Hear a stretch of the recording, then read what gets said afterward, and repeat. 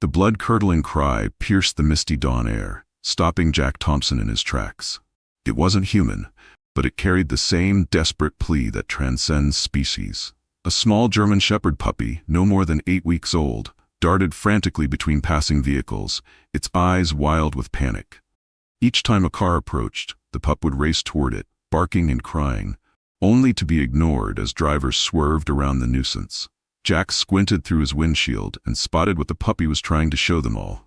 A larger form lay motionless on the roadside, partially hidden in tall grass.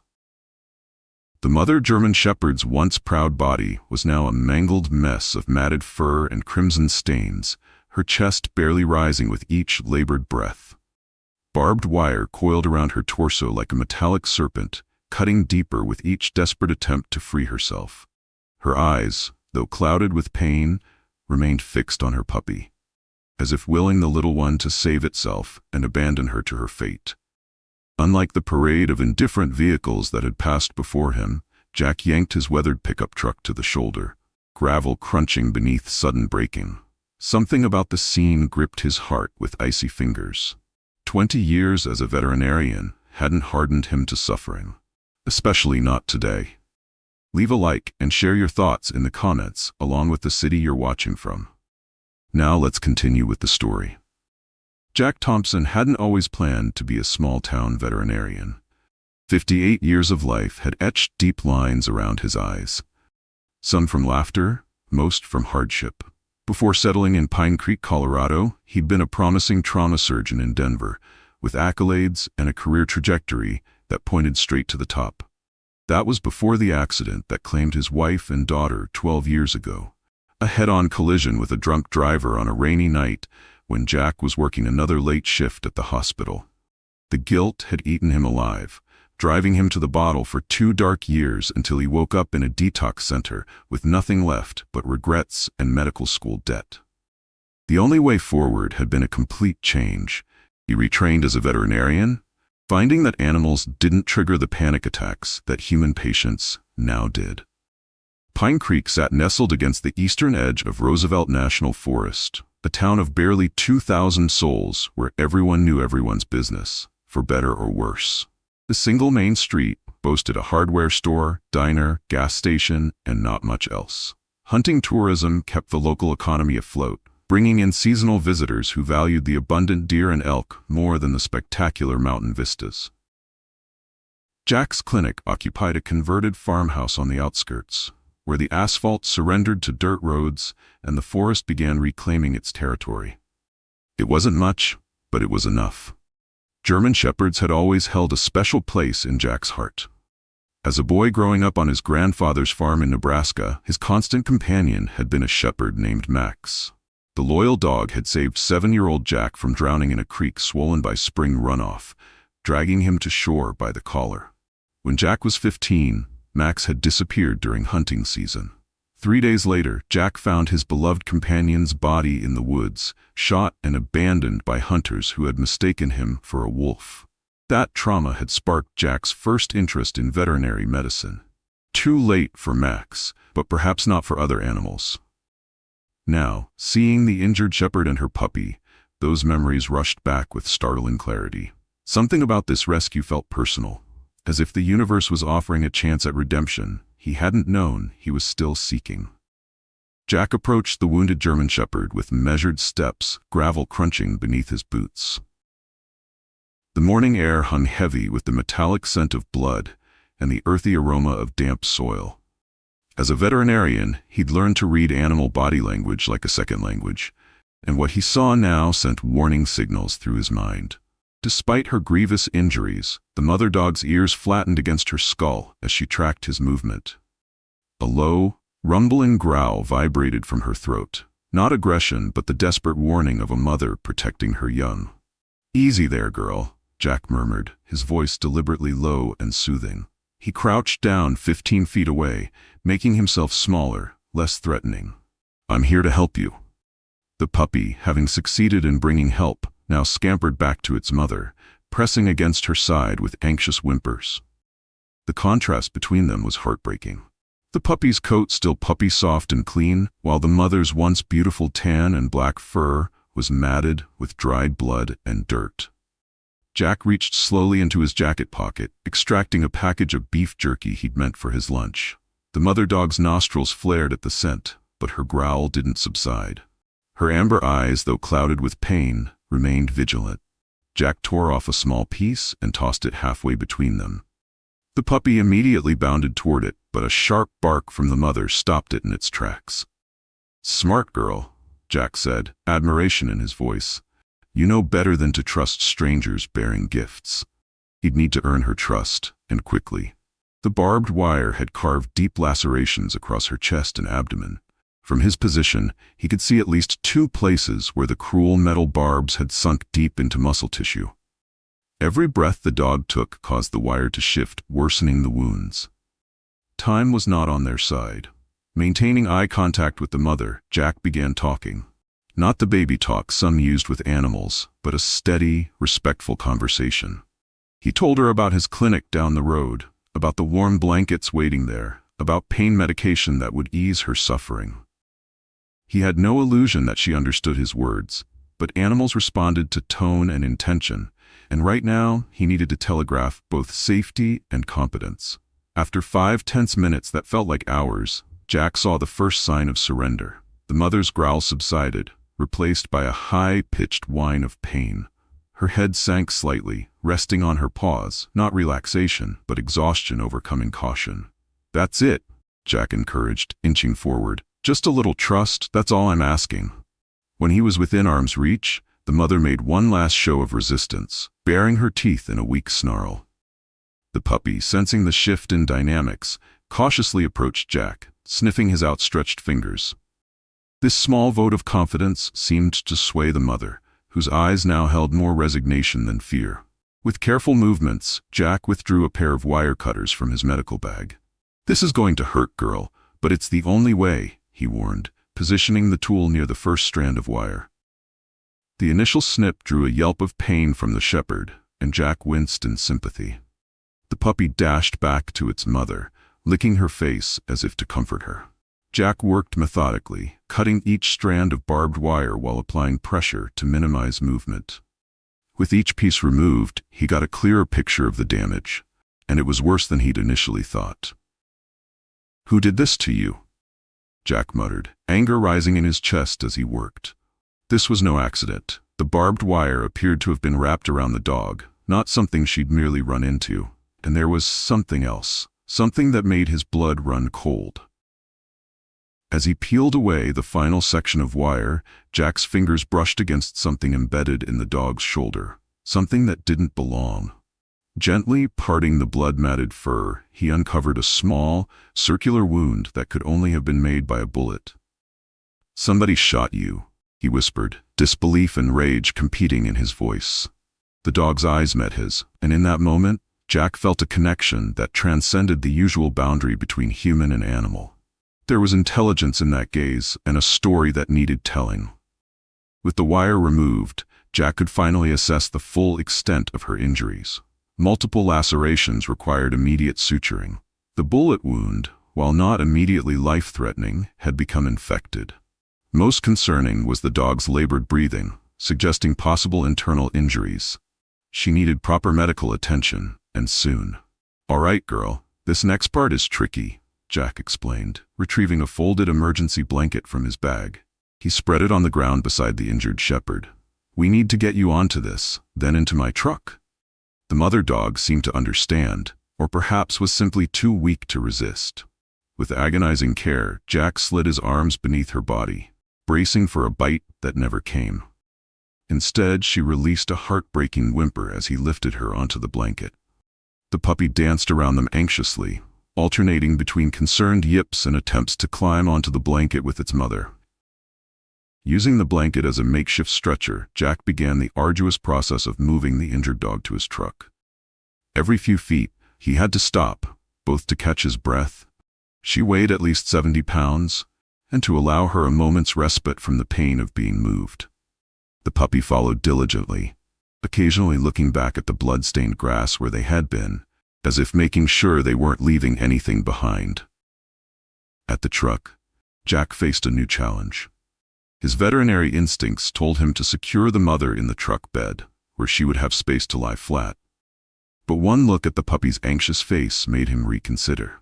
Separating them now would cause unnecessary stress to both animals. Rules are made to be broken, Jack decided, opening the passenger door instead.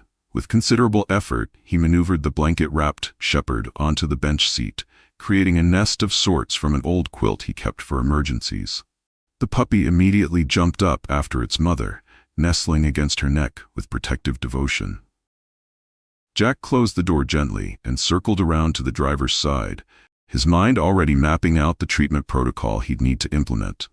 As he started the engine, he glanced at his unexpected passengers. The mother's eyes were closed now, her breathing slightly easier since being freed from the barbed wire. The puppy watched Jack with an unsettling intensity, as if evaluating whether this human was worthy of their trust. "Don't you worry," Jack promised, putting the truck in drive. "Whatever happened to you two, it's over now. You're safe." But even as the words left his mouth, he couldn't shake the feeling that this rescue was just the beginning of something much larger, and potentially much more dangerous than he could possibly imagine. Jack's tires skidded slightly on the gravel as he pulled into the small parking lot of Pine Creek Veterinary Clinic. The weathered sign, hand-painted years ago, swung gently in the morning breeze. He hit the horn 3 times, their emergency signal, and within seconds, the front door burst open. Sarah Miller, his veterinary assistant for the past 8 years, rushed out in blue scrubs, her gray-streaked hair pulled back in a hasty ponytail. "What have we got?" she called, then stopped short when she saw what, or rather who, occupied the passenger seat. Her expression shifted from professional concern to wariness. "Jack, those are wild dogs. Protocol says—" "Protocol can wait," Jack interrupted, already opening the passenger door. "She's been shot, Sarah, and deliberately wrapped in barbed wire." Sarah's eyes widened, but her frown didn't disappear. "Shot? You sure this isn't one of those feral shepherds from the old Watson property? They've been attacking livestock for months. Henderson lost 3 sheep last week alone." Jack carefully gathered the blanket corners around the injured dog. The mother shepherd whimpered, but made no attempt to bite. The puppy yipped anxiously, jumping down from the truck to circle Jack's legs. "Does this look like a vicious predator to you?" Jack nodded toward the frightened puppy. "And look at her ears. They're not pointed like a feral dog's. She's been someone's pet? I'm sure of it." Sarah crossed her arms, her 20 years of experience in rural veterinary practice evident in her skeptical stance. "You know the county policy on strays, especially aggressive breeds. We're supposed to call animal control and let them handle it. If these dogs have been causing trouble—" She was protecting her pup, Sarah. "That's not aggression, that's maternal instinct." Jack's voice took on an edge that surprised even him. "And someone deliberately hurt her? I'm not turning her over to be euthanized without even trying to help." A tense silence fell between them, broken only by the mother dog's labored breathing and the puppy's worried whines. Jack knew Sarah wasn't being cruel. She was being practical. The clinic operated on a shoestring budget, and treating severely injured strays wasn't exactly profitable.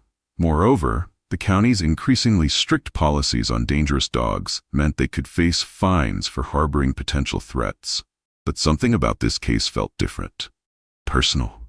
24 hours, Jack finally said, his tone softening. "Give me 24 hours to stabilize her and figure out where she came from. If she shows any sign of true aggression or if I can't find an owner, I'll call animal control myself." Sarah studied his face, then sighed deeply. "This is about Max, isn't it?" The name of his childhood dog hit Jack like a physical blow. He hadn't mentioned Max to Sarah more than once or twice over their years working together, but she had an uncanny ability to read him. "Maybe," he admitted. "Or maybe it's about doing the right thing when nobody else will." Sarah's expression softened. She stepped forward and took one end of the makeshift stretcher. "Fine, 24 hours, but you're explaining this to Mayor Richards if he comes sniffing around about county regulations." Together, they carried the injured shepherd through the clinic's front door, down the hallway, and into the surgical suite. The small room, with its stainless steel table and equipment that was functional if not state-of-the-art, represented the culmination of Jack's second career. The puppy followed at their heels, occasionally bumping into their legs in its determination to stay close to its mother.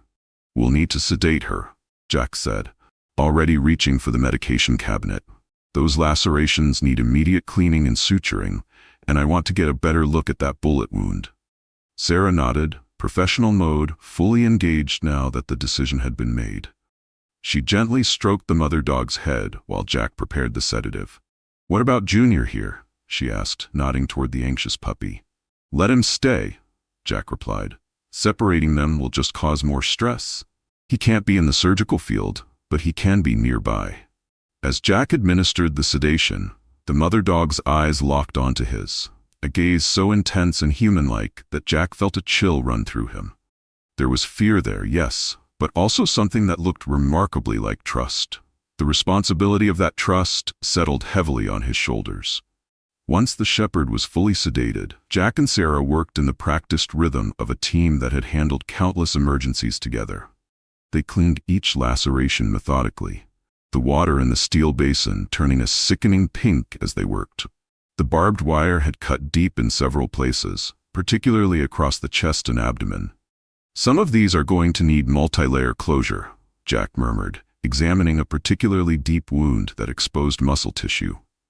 "And she's lost a lot of blood. Sarah, can you start IV fluids while I begin suturing?" As Sarah set up the fluid line, Jack turned his attention to the bullet wound. Cleaning away the matted fur and dried blood revealed a small caliber entry point in the right shoulder. The wound was at least a few days old, with signs of early infection setting in. "No exit wound," he noted, probing gently. "Bullet still in there." Sarah looked up from hanging the IV bag. "You think someone was hunting and mistook her for game?" Jack's jaw tightened. "In April? With a small caliber weapon? No, this was deliberate. Someone shot this dog, then later decided that wasn't enough, and wrapped her in barbed wire." "That's—" Sarah trailed off, shaking her head. "Who would do something like that?" "I intend to find out," Jack replied, his voice hardening with resolve. For the next 2 hours they worked steadily. Jack removed the bullet, a .22 caliber round that had fortunately missed bone and major blood vessels, cleaned the infected tissue, and meticulously sutured each laceration. Throughout the procedure, the puppy maintained a silent vigil from a blanket in the corner, watching with an almost human concern. As Jack placed the final suture, Sarah stepped back, wiping sweat from her brow. "She's stable, but she's not out of the woods. Those wounds are severe, Jack, and even if she recovers physically—" "I know," Jack sighed, understanding the unspoken concern. "A dog that had suffered such trauma might never trust humans again. But we have to try." They transferred the still sedated shepherd to a recovery kennel lined with soft blankets. The puppy immediately scrambled in beside its mother, curling protectively against her side. Jack checked the IV line one last time, adjusted the warming blanket, and stepped back to survey their work. "I'll stay with her tonight," he decided. "Monitor her vitals and make sure she doesn't pull out the IV or tear those sutures when she wakes up." Sarah studied him for a long moment. "You know this could cost us our county contract if the wrong people find out? Especially if these turn out to be the dogs that have been causing trouble around here." Jack met her gaze steadily. "Some things matter more than contracts, Sarah." After Sarah left for the evening, Jack settled into the chair beside the kennel, a cup of coffee growing cold in his hands. The mother shepherd's breathing had stabilized, her chest rising and falling in a more regular rhythm. The puppy had finally succumbed to exhaustion, sleeping soundly against its mother's side. In the quiet of the clinic, with only the soft hum of equipment and gentle animal breathing as company, Jack confronted the questions that had been building since he first spotted the injured dog. Who would deliberately harm an animal this way? Was it connected to the reports of shepherd dogs terrorizing local livestock? And what would happen when, if, she recovered? One thing was certain. The moment he'd decided to bring these dogs to his clinic, rather than calling animal control, he'd crossed a line. He was no longer just treating an injured animal. He was taking a stand that might put him at odds with the community he'd called home for a decade. The implications of that choice stretched before him like shadows in the gathering dusk, impossible to fully discern, but impossible to ignore.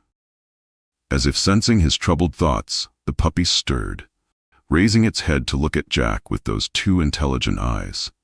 In that small gesture, Jack found his resolve strengthening. Whatever came next, whatever consequences his decision might bring, he knew he'd made the only choice his conscience would allow. "We'll figure this out together," he promised the sleeping dog softly. "You're safe now?" But even as the words left his mouth, a part of him wondered if that promise was one he could truly keep. Dawn broke with pale fingers of light streaming through the clinic's blinds, casting zebra-striped patterns across the recovery kennel. Jack jerked awake in his chair, momentarily disoriented until the events of the previous day came rushing back. He'd meant to stay awake all night monitoring his patients, but exhaustion had claimed him sometime after 3 a.m. Now, heart pounding with sudden concern, he leaned forward to check on the German Shepherd and her puppy. The mother was awake, amber eyes alert and watching him carefully. Her breathing seemed steadier, though Jack noted she was keeping her injured leg immobile. The IV fluids had done their job, bringing some vitality back to her gaunt frame. The puppy was still curled against her side, small chest rising and falling in the deep sleep of the very young. "Good morning," Jack said softly, keeping his movements slow and deliberate as he approached the kennel. "How about we check those bandages?" As he reached for the kennel door, the mother dog gave a low warning growl, but it lacked the desperate edge of yesterday. This was more precautionary, a mother setting boundaries rather than fearing for her life. "Fair enough," Jack conceded, withdrawing his hand. "Breakfast first, then medical stuff." He prepared 2 bowls. Soft, easily digestible food for the mother and puppy formula, mixed with softened kibble for the little one. The scent roused the puppy, who scrambled up with the boundless energy of youth, yipping excitedly. Even the mother's ears perked forward with interest. When Jack placed the bowls in the kennel, the puppy dove in immediately. The mother sniffed cautiously before taking a tentative bite, then another with more enthusiasm. Jack smiled, watching them eat. Accepting food was a good sign, both medically and in terms of building trust. While they ate, Jack noticed something he'd missed in yesterday's emergency, a faint line of lighter fur around the mother's neck. Frowning, he leaned closer. Years of sun and weather had faded it, but the pattern was unmistakable, the mark left by a collar worn for a long time. "You were someone's dog," he murmured. "What happened to you, girl?" After breakfast, the mother allowed Jack to check her bandages and change the IV bag, though she kept a watchful eye on his every move. The puppy, having decided Jack was a friend, tried to climb into his lap whenever he knelt near the kennel. Later that morning, Sarah arrived, eyebrows rising when she saw both dogs still in the clinic.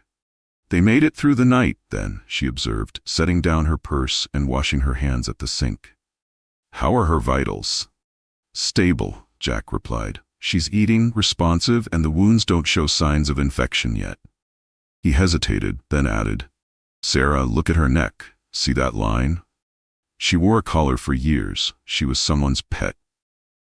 Sarah peered at the shepherd, professional interest overcoming her reservation. "You might be right, but that doesn't mean she hasn't gone feral since. Dogs revert to instinct pretty quickly in the wild." "I want to give her a bath," Jack decided suddenly.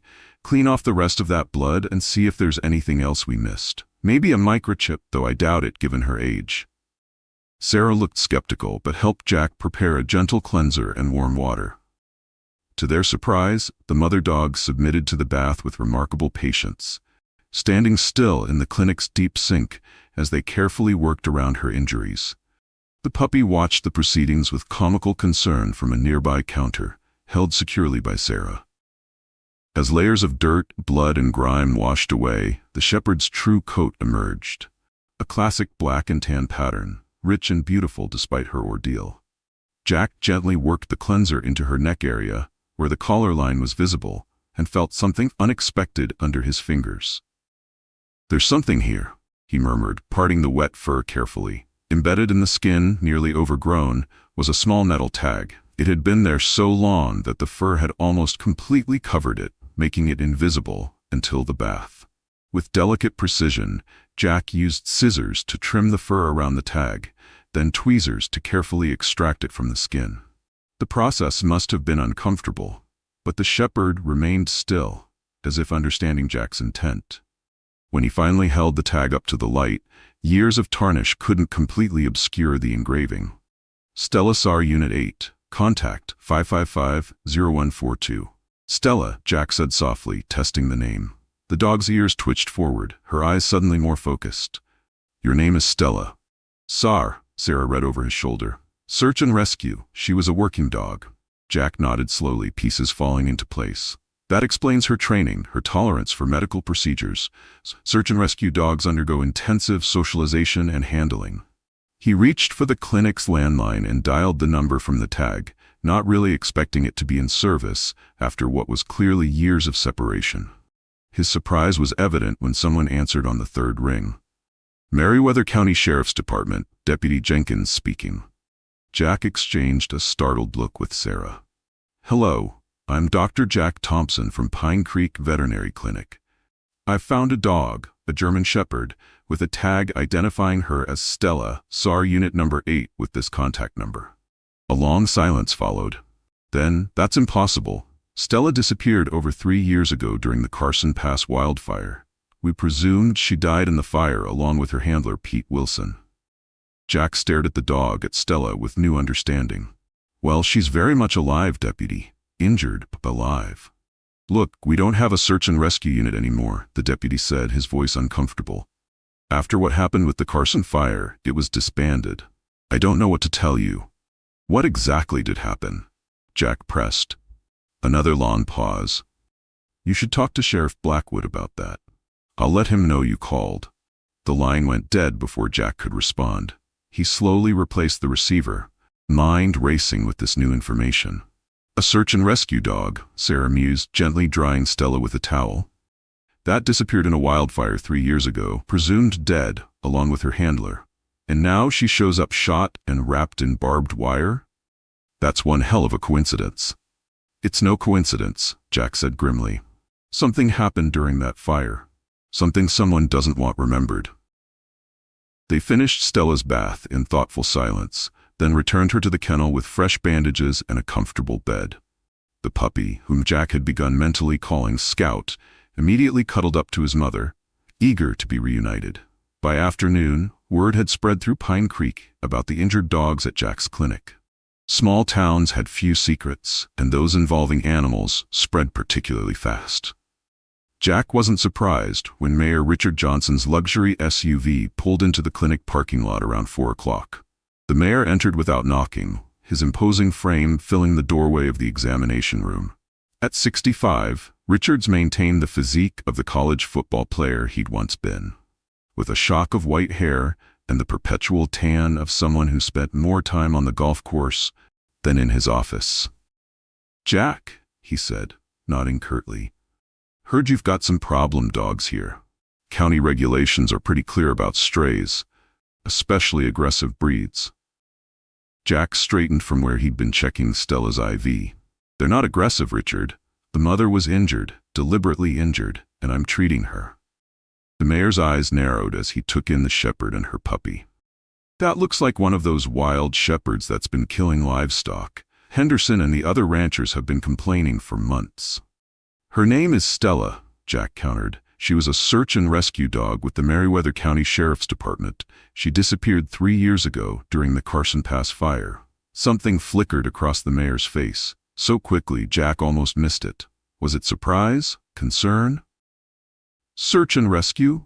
That program was terminated years ago. Waste of taxpayer money.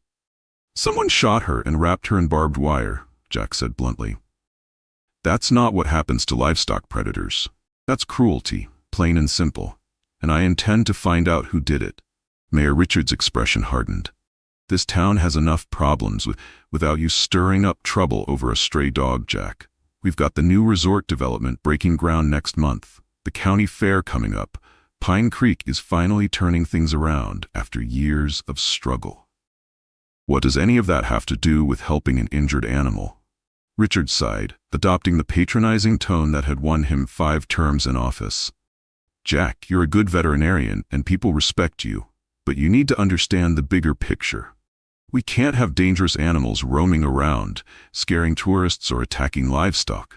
It's bad for business. She's not dangerous, Jack insisted. She's injured and frightened, and once she recovers, I'll figure out what to do with her and the puppy. But I won't turn them over to be euthanized. The mayor studied him for a long moment, then shrugged. You have 48 hours. After that, I'll have no choice but to involve county animal control. He turned to leave, then paused at the door. And Jack? I'd stop asking questions about old fires and disbanded programs if I were you. Some things are better left in the past. After Richards left, Sarah emerged from the back room where she'd been tactfully organizing supplies during the confrontation. That was subtle, she remarked dryly. Better left in the past? If he'd twirled a mustache, it couldn't have been more villainous. Despite the tension, Jack laughed. Something's not right here, Sarah. A search and rescue dog disappears in a fire, is presumed dead for 3 years, then shows up shot and tortured, and the mayor immediately wants her put down? What are you thinking? Sarah asked, her earlier reservations seeming to fade in light of the mayor's heavy-handed approach. Jack ran a hand through his graying hair. I'm not sure yet. But I think we need to learn more about the Carson Pass fire and what happened to Stella's handler, Pete Wilson. That evening, after closing the clinic, Jack sat at his computer, researching the Carson Pass wildfire. The official reports were sparse. An unexpected wind shift had trapped 3 firefighters and 1 search and rescue team in a remote canyon. By the time help arrived, all were presumed dead, though only the firefighters' bodies were recovered. The SAR handler, Pete Wilson, and his dog Stella were listed as missing, presumed dead. But in the comments section of a local news article, Jack found something interesting. A comment from username Truthseeker claimed the fire wasn't accidental, that it had been deliberately set to cover up evidence of illegal activity in the national forest. The comment had been deleted, but was still visible in cached versions of the page.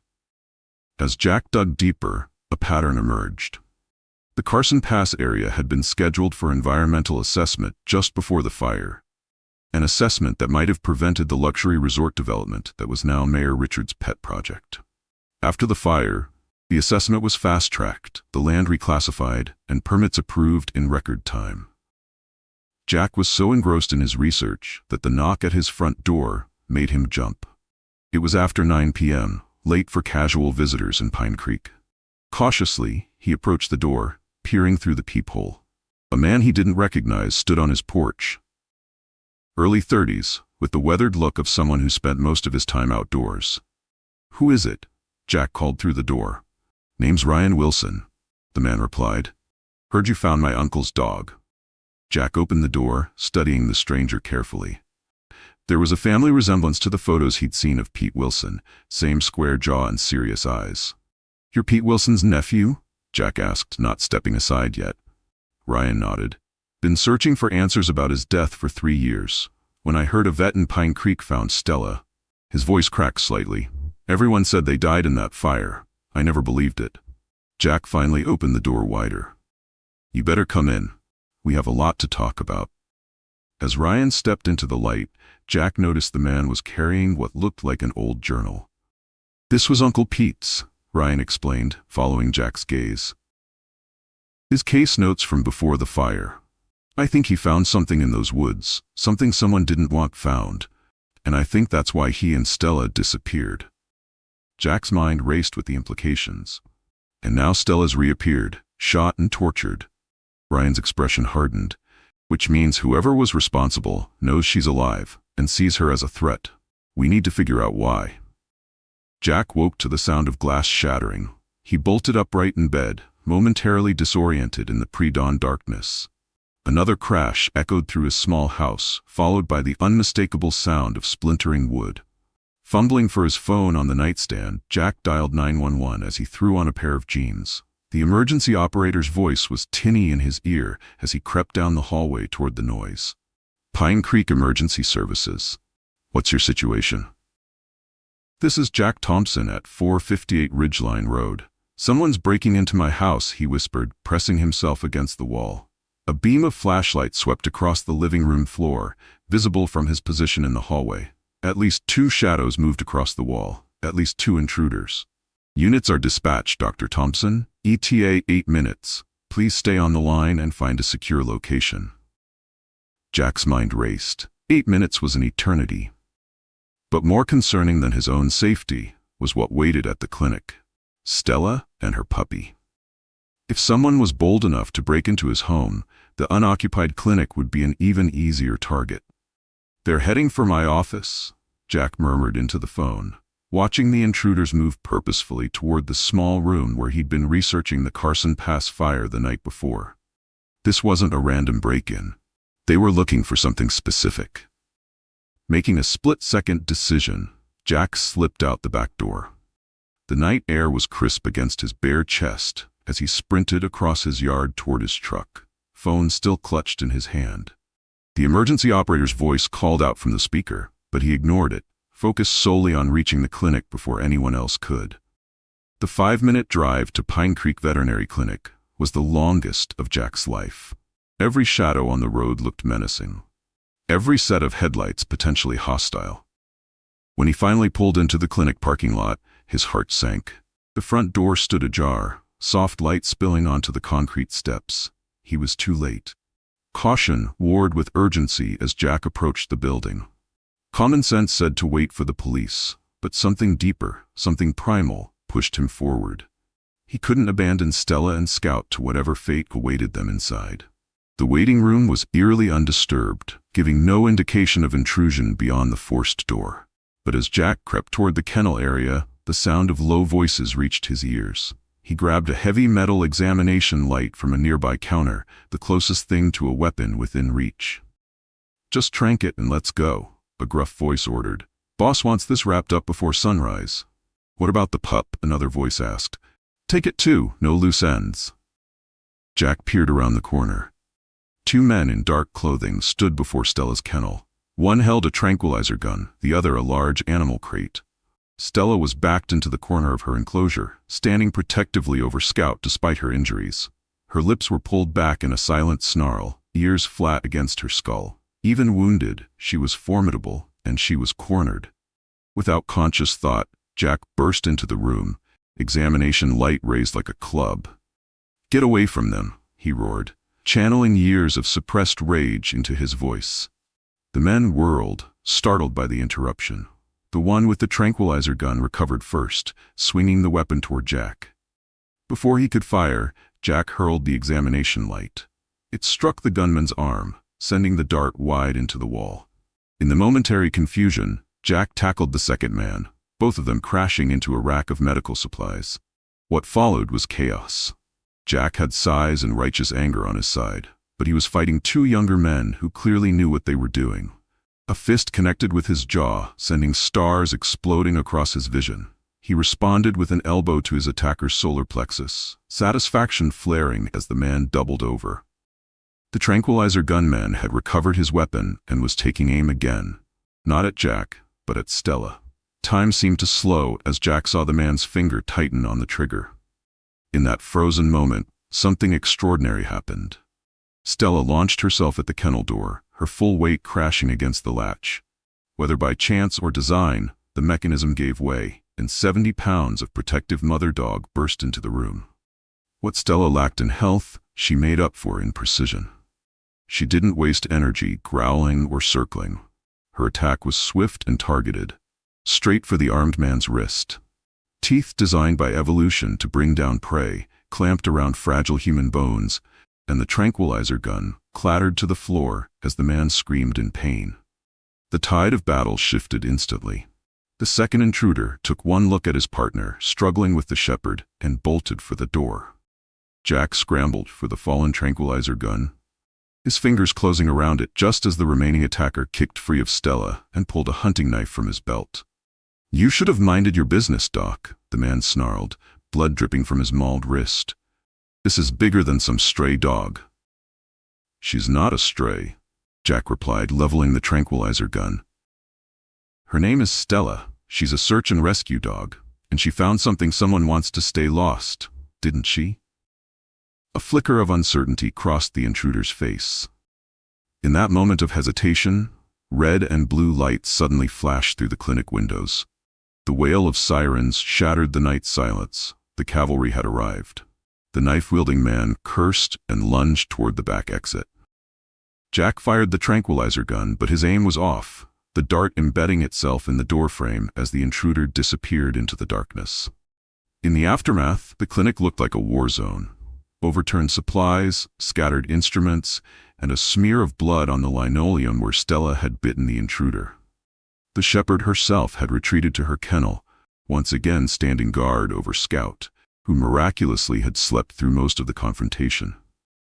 While Sheriff Blackwood's deputies took Jack's statement and dusted for fingerprints, Sarah arrived, summoned by Jack's urgent text.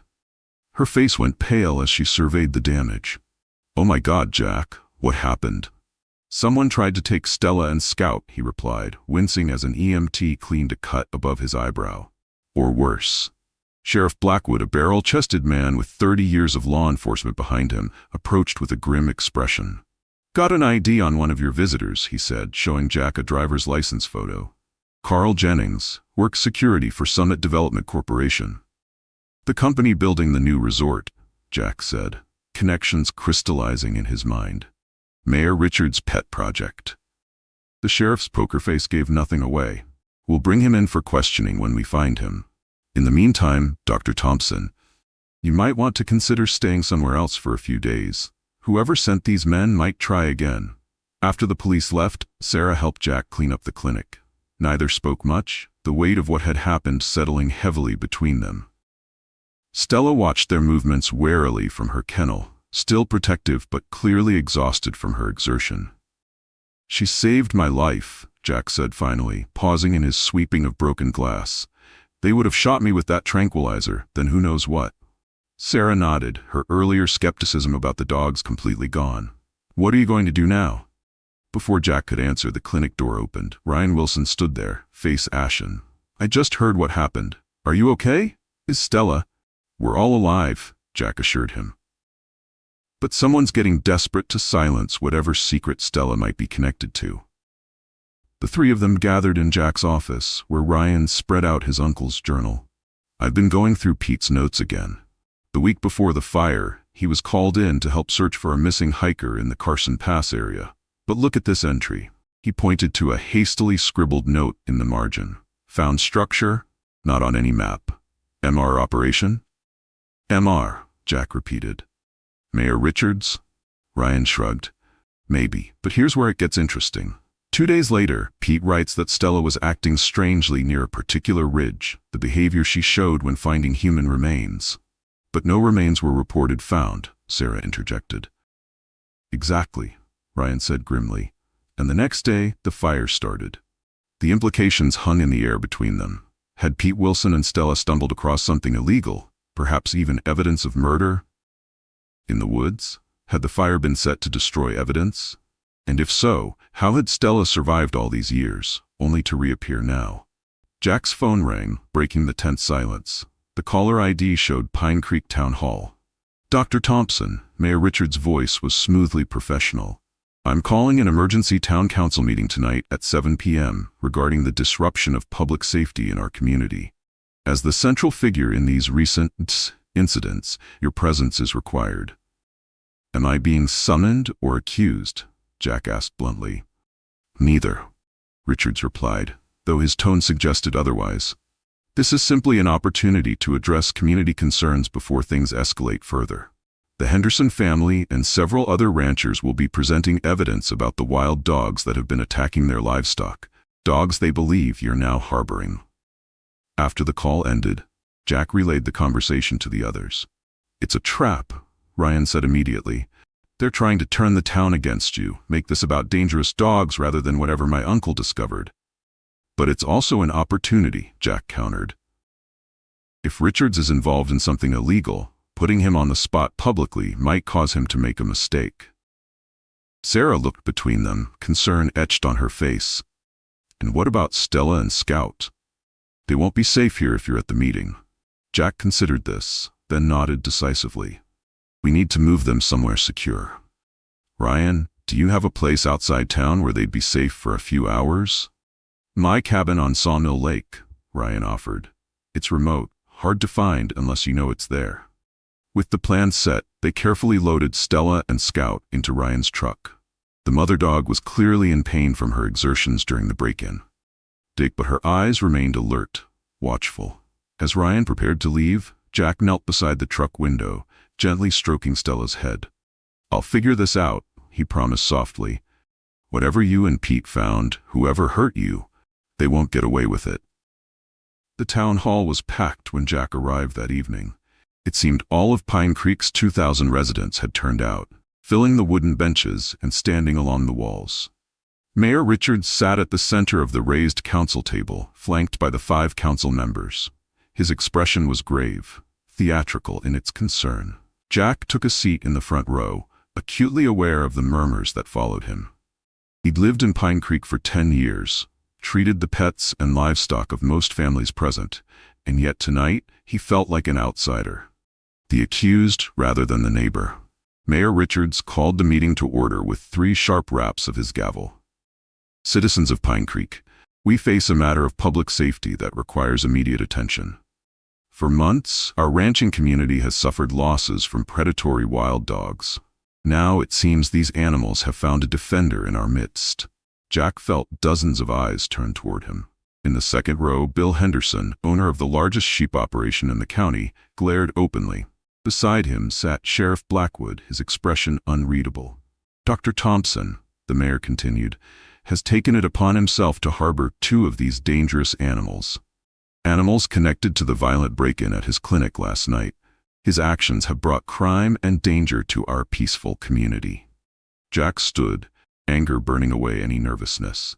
Those dangerous animals are a mother dog protecting her puppy. The mother, Stella, was a trained search and rescue dog who disappeared during the Carson Pass fire 3 years ago. The same fire that killed her handler, Pete Wilson. A murmur rippled through the crowd. Pete Wilson had been well known and respected in the community. "Furthermore," Jack continued, voice rising, "someone deliberately shot Stella and wrapped her in barbed wire. The men who broke into my clinic were employed by Summit Development Corporation, the company building your resort, Mayor Richards. They weren't there to protect livestock. They were there to silence a witness." The mayor's face flushed dark red. "These are wild accusations without evidence. The simple truth is that feral dogs have been killing livestock, and you're harboring them instead of allowing animal control to do their job." "Show them, Jack," a voice called from the back of the room. Sarah pushed through the crowd, laptop in hand. "Show them what we found." The town hall meeting dissolved into chaos after Sarah's dramatic entrance. Mayor Richards pounded his gavel uselessly as Sarah connected her laptop to the projector system. On the large screen appeared photographs Jack had taken of Stella's injuries, followed by close-ups of the bullet wound and embedded collar tag. The crowd's reaction was immediate, gasps and murmurs rippling through the assembled townspeople. "That's not proof of anything except that the dog was injured," Richards blustered, his confident facade beginning to crack. "Wild animals get hurt all the time." "This is no wild animal," Sarah countered, advancing to the next slide, a scanned copy of Stella's service record with the Meriwether County Search and Rescue Unit. "This dog saved 6 lives during her career. She located lost hikers, avalanche victims, even a 4-year-old who wandered away from a campsite." The mood in the room shifted palpably. Pine Creek residents might support controlling dangerous strays, but deliberately harming a service animal was another matter entirely. Jack watched as sympathy replaced suspicion on many faces. Sheriff Blackwood rose from his seat, commanding attention with his authoritative presence. "Dr. Thompson, while this information about the dog's background is concerning, it doesn't explain the break-in at your clinic or justify your accusations against the mayor and Summit Development." Before Jack could respond, the town hall doors burst open. Ryan Wilson staggered in, blood streaming from a gash on his forehead, his clothes torn and dirty. "They found the cabin," he gasped, clutching the doorframe for support. 3 men with rifles. I tried to lead them away, but—" He swayed dangerously, and 2 bystanders rushed to support him. Jack's heart plummeted. "Stella and Scout, where are they?" "I don't know," Ryan admitted, his voice breaking. "Stella attacked one of the men when they broke in. It gave me time to escape through the back, but I heard gunshots as I ran." The room erupted again, but Jack was already moving, pushing past the crowd toward the exit. Sarah followed close behind, phone in hand, already dialing 911. Sheriff Blackwood's commanding voice cut through the din. Everyone stay calm. Martinez, Peterson, with me. Outside, Jack sprinted to his truck, panic lending him speed. Ryan had described the location of his cabin earlier, a remote spot accessible only by a winding dirt road, perfect for a quiet hideaway, terrible for a quick escape. Sarah climbed into the passenger seat as Jack gunned the engine. Sheriff Blackwood and 2 deputies are heading there now, she reported, bracing herself as the truck fishtailed onto the main road. Jack, be careful. Whoever these people are, they're desperate and armed. The 15-minute drive to Sawmill Lake stretched into an eternity of hairpin turns and jarring potholes. Jack drove recklessly, hands gripping the steering wheel so tightly his knuckles whitened. Neither he nor Sarah spoke, the gravity of the situation hanging between them like a physical presence. When they finally reached the turnoff to Ryan's cabin, Jack killed the headlights, guiding the truck by moonlight along the narrow dirt track. A quarter-mile from the cabin, he pulled over. "We should go on foot from here," he whispered. "Less chance of being heard." They crept through the pine forest, every snapping twig and rustling leaf a gunshot in the silence. The cabin came into view. A small, rustic structure with a wraparound porch. No lights shone from the windows, but Jack could make out a black SUV parked haphazardly near the front steps. "That's not Ryan's vehicle," Sarah whispered unnecessarily. They edged closer, using the trees for cover. The cabin door hung open, swinging slightly in the night breeze. Inside, a beam of light swept across the walls, someone using a flashlight. Jack strained to hear voices but caught only indistinct murmurs. A sudden commotion erupted inside. Shouting, a crash of furniture, then a high-pitched yelp that could only have come from Scout. Jack's restraint shattered. He burst from the tree line toward the cabin, ignoring Sarah's desperate hiss to wait. He was halfway across the clearing when the first shot rang out. The bullet whizzed past his ear, close enough that he felt its passage disturb the air. Jack dove for cover behind a stack of firewood as a second shot splintered the logs inches from his head. "Thompson!" A voice bellowed from inside the cabin. "Stop right there if you want these dogs alive." Jack froze, heart hammering against his ribs. From his position, he could now see into the cabin through the open door. 2 men stood inside, one pointing a rifle in Jack's direction. Between them, Stella lay motionless on the floor, dark liquid pooling beneath her. Scout cowered in the corner, trembling violently. "What do you want?" Jack called, fighting to keep his voice steady. "The journal," the man with the rifle answered. "Wilson's journal, and all copies of whatever evidence you think you found." "I don't have it with me." Jack replied truthfully. Ryan had taken the journal when they'd separated earlier. A third shot cracked through the night, deliberately wide. "Wrong answer, Doc. You've got 30 seconds to reconsider, or the puppy joins its mother." Cold dread washed over Jack. From his angle, he couldn't tell if Stella was breathing. The pool of blood beneath her was substantial, too much for an animal already weakened by previous injuries. "Okay," he shouted, raising his hands. "Don't hurt the puppy. I'll get you what you want." As Jack rose slowly from behind the woodpile, headlights suddenly swept across the clearing. Sheriff Blackwood's cruiser roared up the dirt track, followed by a second police vehicle. The men in the cabin reacted instantly, one firing wildly at the approaching cars while the other bolted for the back door. In the confusion, Jack made his move. He sprinted for the cabin, diving through the door and rolling toward where Stella lay.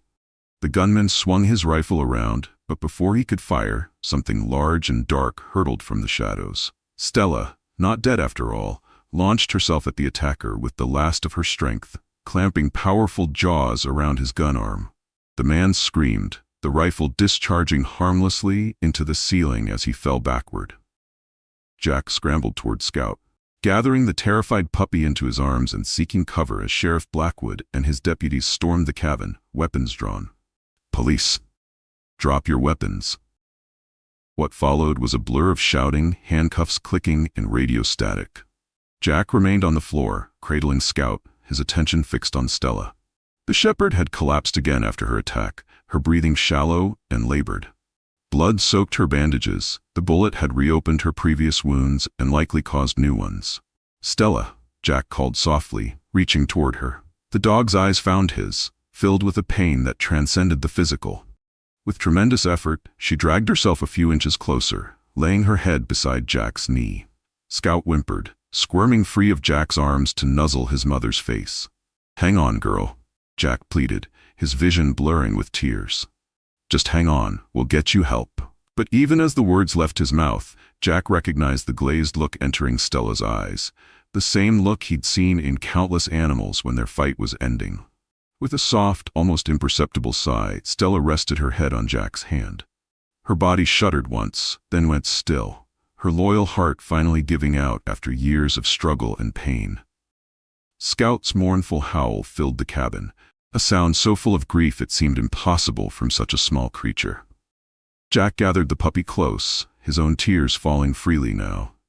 "I'm sorry," he whispered into Scout's fur. "I'm so sorry." Outside, the wail of approaching ambulance sirens cut through the night, their help arriving too late for the brave shepherd who had given everything to protect those she loved. The days following Stella's death passed in a haze for Jack. He went through the motions at the clinic, treating routine cases with mechanical precision while Sarah managed the more complex procedures. At night, he sat on his porch, a glass of bourbon in one hand, Scout curled in his lap. The puppy had become his shadow, following him everywhere with mournful eyes that seemed to ask continually where his mother had gone. The arrested men were identified as private security contractors hired by Summit Development Corporation. They claimed they'd been instructed to recover stolen property from Jack's clinic, but refused to identify who had given the order. Mayor Richards denied any knowledge of the break-ins or the attack at the cabin, expressing appropriate public outrage at the violence, while subtly suggesting that Jack's obsession with the stray dogs had somehow invited trouble. A week after the confrontation at Ryan's cabin, Jack found himself driving aimlessly along the forest roads, Scout riding shotgun in the passenger seat. He couldn't bear to be in town, couldn't stomach the sideways glances from people who weren't sure whether to see him as a hero or a troublemaker. Most painfully, he couldn't shake the feeling that he'd failed Stella, that after surviving 3 years in the wilderness, she had died because of his actions. "Where are we going, buddy?" he asked Scout, who perked his ears at the sound of Jack's voice. The puppy had grown noticeably in just the short time since Stella's death, his legs lengthening and his puppy fluff giving way to a coarser coat that promised he would one day look much like his mother. Without conscious decision, Jack found himself turning down the logging road that led to Carson Pass, the area where Pete Wilson and Stella had disappeared 3 years ago. He wasn't sure what he hoped to find. Perhaps some connection to Stella, some understanding of where she had been all those years. The road grew rougher as it climbed, eventually becoming little more than a rutted track through dense pine forest. When it became too difficult to navigate in his pickup, Jack parked and continued on foot, Scout bounding ahead with the resilience of youth. They hiked for nearly 2 hours, following game trails that wound through the underbrush. Jack had no particular destination in mind, guided only by some inexplicable intuition. The forest seemed to close around them, ancient pines blocking out much of the sunlight, creating a perpetual twilight beneath their branches. Scout suddenly froze, ears pricked forward, tail stiff. A low growl rumbled in his chest, the first aggressive sound Jack had heard from the normally gentle puppy. "What is it, boy?" Jack whispered, scanning the surrounding trees for signs of danger. Mountain lions were known to inhabit these woods, and while attacks on humans were rare, they weren't unheard of. Scout didn't charge forward as Jack expected. Instead, the puppy looked back at Jack, barked once, then trotted purposefully off the trail into a dense thicket. After a moment's hesitation, Jack followed. The underbrush thinned unexpectedly into a small clearing, at the center of which stood the burnt-out remnants of what might once have been a cabin. The structure had been reduced mainly to charred timbers and a stone chimney, but it was clearly man-made, and clearly not on any official Forest Service map Jack had ever seen. "What the hell?" Jack muttered, approaching cautiously. The fire damage appeared old, consistent with the time of the Carson Pass wildfire. Scout circled the perimeter, nose to the ground, occasionally pawing at the earth as if trying to dig. Jack knelt to examine what remained of the structure. Despite 3 years of exposure to the elements, he could still make out signs that this had been more than a simple hunting cabin.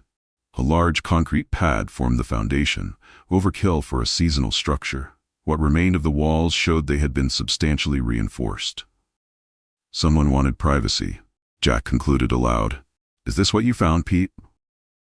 As if in answer, Scout began barking urgently from the far side of the clearing. Jack hurried over to find the puppy, frantically digging at a patch of earth near the base of a large pine. The soil there looked different, disturbed more recently than the surrounding area. "Scout, stop!" Jack commanded, pulling the puppy away gently. Something about the scene raised the hairs on the back of his neck. He used a sturdy branch to probe the area Scout had been digging, and after removing just a few inches of soil, struck something solid. Kneeling, Jack carefully excavated around the object until he could see what it was: a metal ammunition box, the kind used by hunters to keep their cartridges dry. With trembling hands, Jack extracted the box from its shallow grave. It wasn't locked, though dirt had packed tightly around the seam. Using his pocket knife, he carefully pried it open to reveal a waterproof pouch inside. Within the pouch lay a mobile phone, a small notebook, and a plastic evidence bag containing what appeared to be shell casings. Jack's pulse quickened as he examined the notebook. The handwriting matched the journal Ryan had shown him, Pete Wilson's distinctive scrawl. The final entry, dated 3 days before the fire, read, "Found shell casings matching Sheriff Blackwood's custom load. Same area as shallow grave. Stella confirmed human remains. Calling FBI tomorrow." Not sure who to trust locally. "Jesus," Jack breathed, looking from the notebook to the evidence bag. Suddenly, Stella's reappearance, the attacks, the mayor's involvement, it all began to make terrible sense. A twig snapped behind him. Jack whirled, clutching the ammunition box to his chest. Scout growled, positioning himself protectively between Jack and the newcomer. Ryan Wilson emerged from the trees, hands raised placatingly. "Easy, Jack, it's just me. How did you find us?" Jack demanded, not relaxing his posture. "I followed you," Ryan admitted. "Been doing it for days, waiting to see if you'd lead me here." He gestured to the clearing. "Uncle Pete told me about this place before he disappeared. Said it was Sheriff Blackwood's hunting cabin, unofficial, off the books. Pete suspected it was where they were running their operation from." "What operation?" Jack asked, though he was beginning to put the pieces together. Ryan's expression darkened. "Dogfighting. High-stakes gambling. Pete found evidence that Blackwood, Richards, and some other big shots in the county were running an elite dogfighting ring. Wealthy clients from out of state would come to bet thousands on fights held right here, far from prying eyes." The revelation hit Jack like a physical blow. And when Pete found evidence linking Blackwood to a murder, "They killed him and burned the place down to cover it up," Ryan finished. "But they never found his body because there wasn't one to find. Pete must have escaped somehow, taken Stella with him. He'd been investigating for months without telling anyone but me, and only because he needed someone to feed his cats when he was in the field." "But why would Stella show up now after 3 years?" Jack wondered aloud. "And alone?" Ryan shook his head. "I don't know. Maybe Pete died recently of natural causes. Maybe they found him finally." A new thought struck Jack, so compelling he nearly dropped the ammunition box. Unless Pete isn't dead.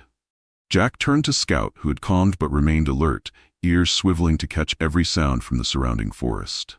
"Scout," Jack said intently, "find your pack. Find your family." Something in Jack's tone or the specific words triggered a response. Scout's ears shot up, and without hesitation, the puppy darted into the underbrush, barking excitedly. "What are you doing?" Ryan asked, confused. "Testing a theory," Jack replied, already following Scout's path. "German Shepherds are pack animals. Stella had Scout with her when I found her, but she was severely malnourished while Scout was relatively healthy. What if she wasn't Scout's only caretaker?" They followed Scout deeper into the forest, moving away from the burned cabin and up a steep ridge. The puppy moved with purpose, occasionally looking back to ensure they were still following. After nearly a mile of difficult terrain, Scout led them to a rock outcropping with a narrow opening at its base, a natural cave or den. Scout disappeared into the opening without hesitation. Jack and Ryan exchanged glances, Then Jack knelt to peer inside. The passage was tight but navigable for an adult human. Taking a deep breath, Jack switched on his phone's flashlight and crawled in. The passage widened after several claustrophobic feet, opening into a modest cave. Scout stood in the center, tail wagging furiously as he looked from Jack to something deeper in the cave. As Jack's eyes adjusted to the gloom, he made out a crude pallet of blankets against the far wall. And on that pallet, gaunt and bearded but unmistakably alive, lay a man. "Pete Wilson," Jack breathed. The man stirred, blinking at the light. Beside him, curled protectively, were 3 shepherd mix puppies, Scout's siblings. Pete's cracked lips parted in a weak smile. "You found us," he whispered. "Just like Stella said you would." The investigation that followed Pete Wilson's rescue unfolded like a thunderstorm across Pine Creek County. Swift, powerful, and cleansing in its fury. FBI agents descended on the small town within hours of Jack's 911 call, their black SUVs and crisp suits as out of place as peacocks in a chicken coop. Pete Wilson, severely malnourished but alive, was transported to the regional hospital, while federal agents secured the cave and the burned cabin site as crime scenes. The evidence Pete had gathered over 3 years ago, combined with what he documented while in hiding, provided a damning picture. Sheriff Blackwood, Mayor Richards, and 3 other prominent county officials had indeed been running an elaborate dogfighting operation, catering to wealthy clients from across the state. When a drunk hunter had accidentally stumbled upon one of their fights and threatened exposure, Blackwood had silenced him permanently. The murder Pete and Stella had uncovered. "I should have gone directly to the feds," Pete explained from his hospital bed, his voice still weak but gaining strength daily. "But I trusted the system too much. Thought I needed more evidence before making accusations against the sheriff. When I realized they were on to me, I faked my death in the fire and went into hiding." The most dramatic moment came during the pre-dawn raid on Sheriff Blackwood's property. Federal agents discovered an underground fighting pit behind a false wall in his barn, along with 14 abused fighting dogs and accounting ledgers detailing bets totaling over $2 million. Mayor Richards was arrested at his home, still in his bathrobe, protesting his innocence, even as agents uncovered incriminating documents in his personal safe. Through it all, Jack remained focused on what mattered most to him: the animals. He worked tirelessly with a team of veterinarians to rehabilitate the rescued fighting dogs, many of which had never known human kindness. Scout proved invaluable in this effort, his gentle demeanor somehow communicating to the traumatized dogs that healing was possible. As summer turned to fall, Jack stood on the newly constructed deck of what had once been Pine Creek Veterinary Clinic, but was now the Wilson Thompson Animal Sanctuary. The expansion had been funded partly by an anonymous donation, rumored to be from Pete's grateful nephew Ryan, and partly by a community suddenly eager to distance itself from the corruption of its former leaders. "I still can't believe how it all turned out," Sarah mused, joining Jack at the railing. Below them, in the spacious enclosure, Scout played with 2 of the rehabilitated fighting dogs, his exuberant energy drawing even the most withdrawn animals into brief moments of joy. "Stella knew what she was doing," Jack replied softly. "Pete told me she'd leave the cave for days sometimes, searching for food. When she got caught in that barbed wire, she must have been desperate, weak from hunger, probably searching for help. And she found you," Sarah pointed out. "Of all the people who drove past, she found the one person who would understand." Jack smiled at the thought. "Pete said she was the smartest dog he'd ever trained. I think she recognized something in me, knew I'd follow the breadcrumbs."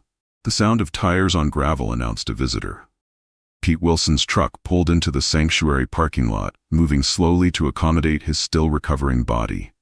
3 months after his rescue, he remained thin, his once muscular frame not yet restored to its former strength.